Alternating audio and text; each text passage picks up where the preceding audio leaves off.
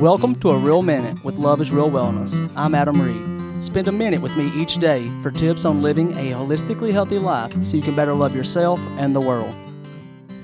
Hey guys, welcome back. So I hope that you are taking some of these Bible verses and you're committing them to memory and committing them to your heart and to your life.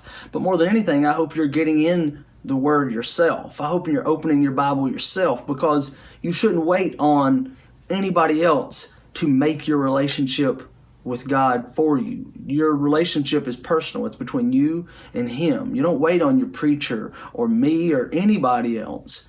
You create that relationship with Him yourself. And whenever you get into the Word, I believe you're going to find that you are in there. Maybe not your name, but there's somebody in there that represents you, that you can relate to their story and their trials and their tribulations. And you'll see that through all of them, God loved them anyway. And for me, that person is Paul, or he was originally Saul, and his job was literally to hunt down and persecute Christians, to round them up and imprison them, and lots of times they would be murdered.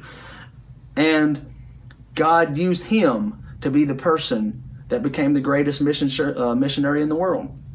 He wrote 13 books in the New Testament. He, more than any other person alive, is responsible for people knowing who Christ is, knowing about Christ's love. He changed his life. He changed his name from Saul to Paul. And I think he chose Paul not because Paul was great, but because he wasn't great.